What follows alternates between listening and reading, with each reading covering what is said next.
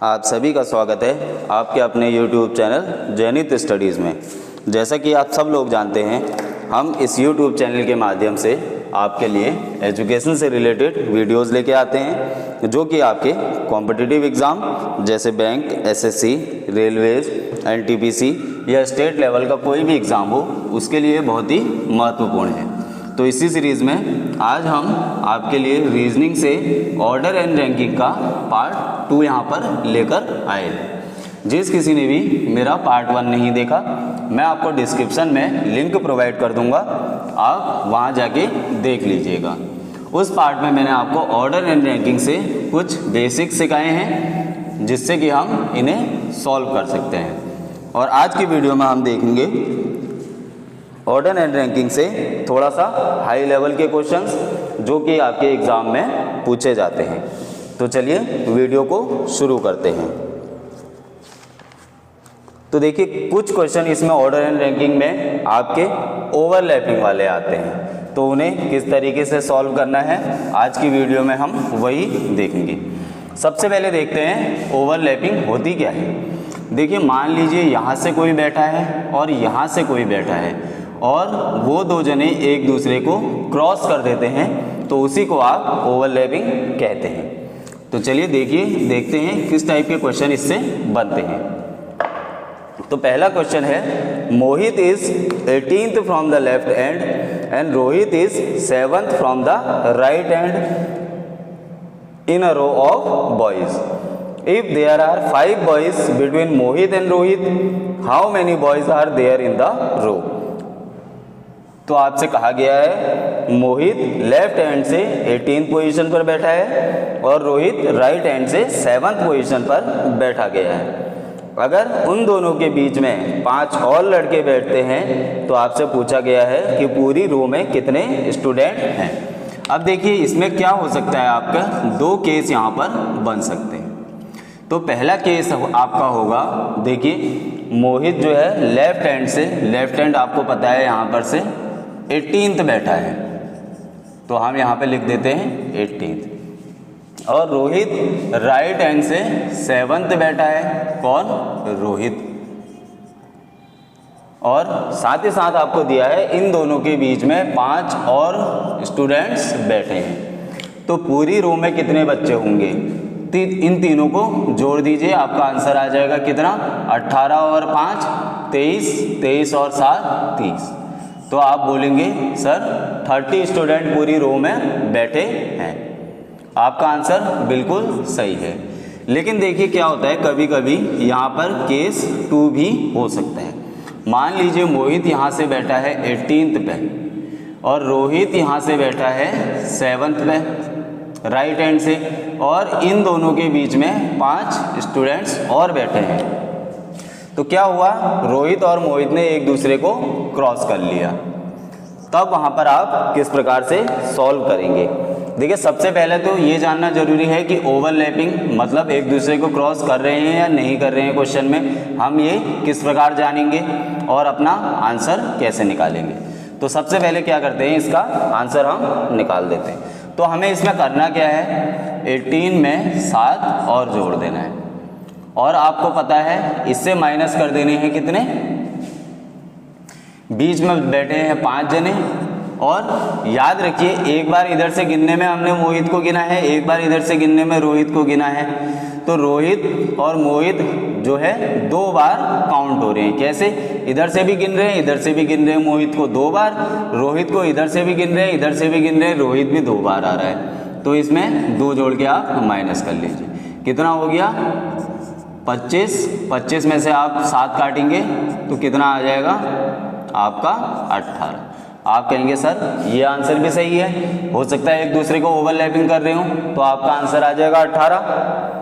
अब आप एग्जाम में क्या करेंगे, जब आपको इसी टाइप का क्वेश्चन दिया होगा, वहां पर आप ऑप्शन को ध्यान में रखेंगे कि ऑप्शन क्या दिया गया है।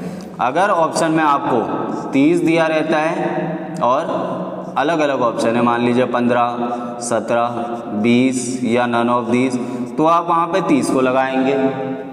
अगर आपको ऑप्शन में दिया है 18 और 30 नहीं दिया, तो आप क्या करेंगे? 18 को लगाएंगे। इन केस अगर आपको 18 और 30 दोनों दे दिया तो ध्यान रखिएगा ऑप्शन में आपको कैन नॉट बी डिटरमाइंड देगा, तो आप कैन नॉट बी डिटरमाइंड में लगाएंगे।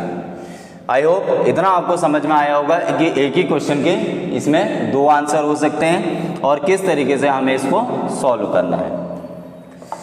अब देखिए क्या होता है, कभी कभी केस जो 2 है आपका, इसको हम बिना सॉल्व करे ही प्रेडिक्ट कर सकते हैं कि इसमें केस 2 लगेगा या नहीं लगेगा। तो उन केस में क्या है, हम केस 1 वाले को टिक करके बढ़ जाएंगे आगे। अब वो प्रेडिक्ट कैसे करेंगे,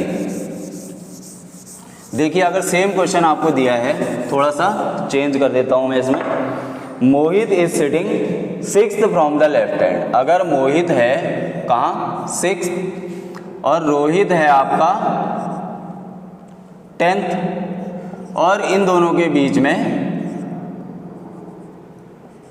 8 जने बैठे हैं, ठीक है। मोहित लेफ्ट से है 6th, रोहित राइट से है 10th और इन दोनों के बीच में 8 जने बैठे हैं। तो केस 1 में क्या होगा, इन तीनों को जोड़ देंगे हम, कितना आ जाएगा 23। एक आंसर तो हमारा ये निकल के आ गया।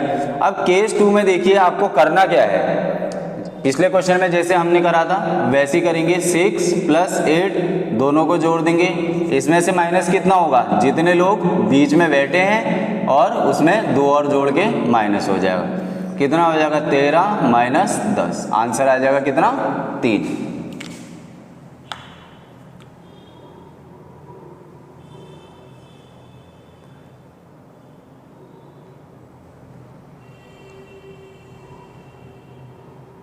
अच्छा, यहाँ पे मैंने जो है 8 लिख दिया, यहाँ पे 10 आएगा, ठीक है, क्योंकि राइट से 10 था। तो 16 में से 10 माइनस करेंगे तो आंसर कितना आएगा 6। अब देखिए जब भी क्या होगा आपका आंसर 6 निकल के आएगा, बट या तो जो बीच में लोग बैठे हैं वो उससे ज़्यादा हों या कोई भी लेफ्ट राइट में से उससे ज़्यादा हों। देखिए तो जैसे इससे क्या है 10 बड़ा है, तो आपका केस 2 इसमें फॉलो नहीं करेगा। आपको पता है 10 जने तो बैठे ही बैठे हैं, तो टोटल आपके 6 जने कैसे बैठ सकते हैं, है ना। जब आपको बोला गया है कि रोहित राइट से 10वां स्थान पर बैठा है और केस 2 लगा के हमारा आ रहा है कि टोटल 6 जने हैं, तो आपका आंसर तो निकल ही नहीं सकता। इसका मतलब ओवरलैपिंग वाला केस इसमें हो ही नहीं सकता। या ये कह लीजिए टोटल हमारा आ रहा है कितना 6 स्टूडेंट, लेकिन दोनों के बीच में ही जब 8 जने बैठे हैं तो 6 स्टूडेंट टोटल हो कैसे सकते हैं, ठीक है। तो हमें क्या करना है, यहाँ पे केस 2 लगाना ही नहीं है, ठीक है। अब आपको समझ में आ गया होगा कि केस 2 को हम कैसे प्रेडिक्ट कर सकते हैं। हमें करना क्या है, लेफ्ट और राइट दोनों को जोड़ देना है, दोनों में से माइनस करना है कितना, जितने भी लोग उनके बीच में बैठे हैं और उसमें 2 जोड़ के माइनस कर देना है। अगर आपका आंसर बीच में बैठे हुए लोगों से या कोई भी एक पोजीशन से लेफ्ट या राइट से ज़्यादा कितना कम आता है तो आपका आंसर नहीं बन सकता है, आपका सेकंड केस नहीं लग सकता है। तो उस केस में क्या करना है, आपको फर्स्ट वाले में टिक करना है और आगे बढ़ जाना है। तो आई होप ये आपको समझ में आया होगा कि दोनों केस हम किस तरीके से सॉल्व करेंगे, ओवरलैपिंग और बिना ओवरलैपिंग वाले, और किस तरीके से हम चेक करेंगे। चलिए एक क्वेश्चन और देखते हैं इसी का, ओवरलैपिंग का। और आज के बाद आपको ऑर्डर एंड रैंकिंग में कभी भी कोई भी प्रॉब्लम नहीं आएगी। ऑर्डर एंड रैंकिंग के मैंने सिर्फ और सिर्फ 2 पार्ट कराए हैं, और दोनों पार्ट को अगर आप ठीक से कर लेते हैं, मेरी वीडियोस को ठीक से देख लेते हैं, तो एग्जाम में आप कभी भी इसको गलत नहीं करके आएंगे। चलिए देखते हैं दूसरा क्वेश्चन क्या कह रहा है। In a class of 35 students, X is placed 7th from the right hand and Y is placed 9th from the left hand. Z is placed exactly between कितना X and Y। तो आपसे पूछा गया है what is X position with respect to Z। एक class है उसमें 35 जने बैठे हैं, X आपका राइट हैंड साइड से 7th बैठा है और Y आपका लेफ्ट हैंड साइड से 9th बैठा है, और Z X और Y के ठीक बिल्कुल बीच में बैठा है। तो आपसे पूछा है X की पोजीशन क्या होगी Z के रिस्पेक्ट में। देखिए सबसे पहले हमें पता है टोटल कितने 35 स्टूडेंट्स बैठे हैं, तो हम क्या करते हैं, एक बार आपको डायग्राम वाइज समझा देता हूँ, ठीक है। 4 5 6 7 8 9 10, 1 2 3 4 5 6 7 8 9 10, 1 2 3 4 5 6 7 8 9 10, 1 2 3 4 5। हमें क्या करना है, दोनों केस देखने हैं, सिंपल वाला और ओवरलैपिंग वाला।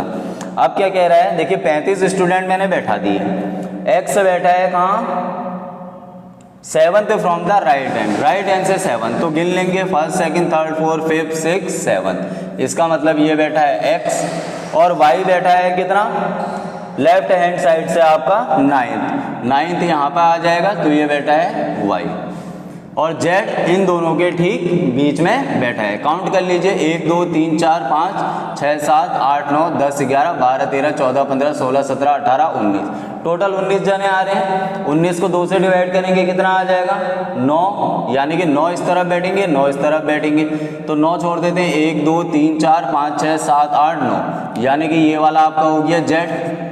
दोनों साइड आप काउंट करेंगे बराबर आएंगे, 1 2 3 4 5 6 7 8 9, 1 2 3 4 5 6 7 8 9, तो z ठीक बीच में बैठा है। अब आप निकाल सकते हैं, z की पोजीशन पूछी है किसके, x की पोजीशन पूछी है z से, z की पोजीशन x की पोजीशन z से कैसे हो जाएगी, राइट में गिनेंगे, कितनी 1st 2nd 3rd 4th 5th 6th 7th 8th 9th 10th, यानी कि x 10th पोजीशन पर बैठा है।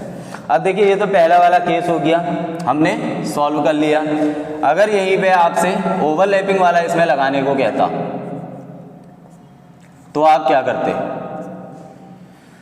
देखिए अगर x आपका इधर से बैठा है, ठीक है, x आपका राइट हैंड साइड से कितना बैठा है 7th, और y आपका लेफ्ट हैंड साइड से बैठा है 9th। तो देखिए सबसे पहले अगर हम इन दोनों को जोड़ भी लेना, तो भी आपका कितना 35 स्टूडेंट नहीं बनेगा, या ये कह लीजिए अगर हम 7 + 9 करें और वो छोटा है किससे 35 के आधे से, तो आपका इसमें सेकंड वाला केस नहीं लगेगा। कितना हो जाएगा 16, छोटा है कितना लगभग 17 के करीब, चलिए 18 मान लीजिए इसको, 16 छोटा है 18 से, यानी कि टोटल स्टूडेंट के आधे से भी कम है, तो हमारा इसमें सेकंड केस लग ही नहीं सकता। हाँ, अगर इन दोनों को जोड़ के टोटल के लगभग बराबर आए या थोड़ा बहुत कम आए, जैसे 35 है, इन दोनों को जोड़ के अगर 30 31 32 33 आए, तो वहाँ पे हम सेकंड केस चेक करेंगे। नहीं तो इन दोनों को जोड़ के अगर टोटल के आधे से भी कम आ रहा है, तो इसका मतलब सीधे से आप समझ लीजिए सेकंड वाला केस आपका नहीं होगा और फर्स्ट वाला केस ही आपका होगा। तो इस तरीके से आप सॉल्व कर सकते हैं। तो इस तरह से आज हमने ऑर्डर एंड रैंकिंग यहाँ पर 2 पार्ट में कंप्लीट कर लिया है। कभी भी आपका पेपर में पूछा जाए तो आपको छोड़ के नहीं आना है और इसमें मार्क्स ज़रूर आपको गेन करने हैं। आई होप आज की वीडियो आपको पसंद आई होगी। ऑर्डर एंड रैंकिंग में सिर्फ इतना ही था। बहुत मुश्किल से 1 या 2 क्वेश्चन आपके एग्जाम में इससे पूछे जाते हैं। कभी कभार कभी पूछ लेता है, कभी नहीं पूछता है, तो एग्जामिनर का कोई भरोसा नहीं है, पूछ भी आपसे सकता है। तो इसकी तैयारी आपको ज़रूर करनी है।